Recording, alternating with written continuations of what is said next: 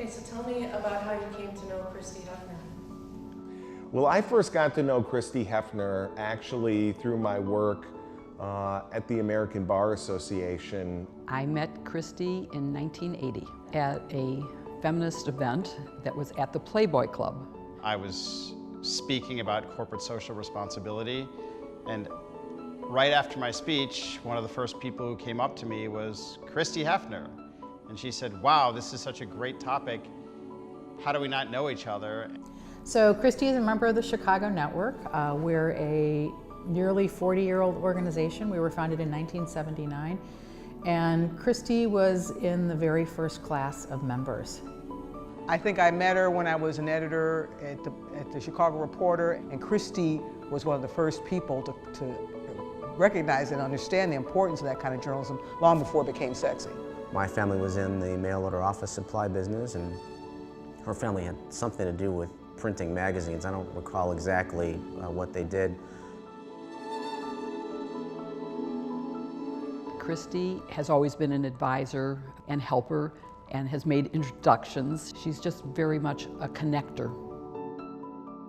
One day, Christie said, you know, you gotta meet this woman. Why don't you guys, get to know each other? So I meet this woman for coffee. We end up getting engaged and married, and we just had a kid, and it's all because of Christie. Christie is old school. If she reads something that's interesting, she clips it, she writes a little note, pops it in the mail. Here, just thought you'd be interested in this. Here's an invitation to that. Did you know this person? It's amazing the number of issues on which she is both current and current in a way which is in depth. She's been an incomparable champion for the First Amendment and for independent voices. It's easy, as many people do, to say that you embrace and love free speech. It's another thing to live it. Part of it is just her upbringing and the fact that the First Amendment was so important to Playboy. And it's just a passion that she has had. Seeing her living the First Amendment, embracing it in all of its forms, has been something that's been an inspiration to many of us over many years. I think for many, many years, Christie has done a number of things, has been a leader in the fight for better government. She's been a great contributor to the Better Government Association and to the ACLU and to many other organizations that stand for the values that are so at risk in today's world. She just personifies a watchdog. We're very lucky to have her on our side.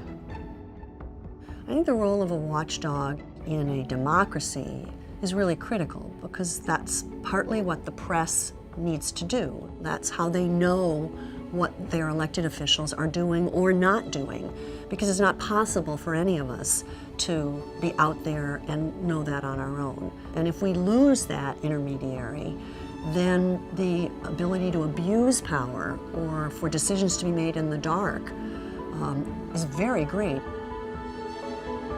She's a great believer in transparency, in government and corporate enterprise, and just in the way we all comport ourselves. She delivers on what she says she's going to deliver. She takes a stand, she sticks with it. The Watchdog Award has a history of being awarded to really spectacular people. And I can't think of a better person to be awarded the Watchdog Award than Christie. There's no guarantee, as the saying was, it's a democracy, madam, if you choose to keep it. It's a republic, madam, if you choose to, preserve it. It's ours to lose or it's ours to protect.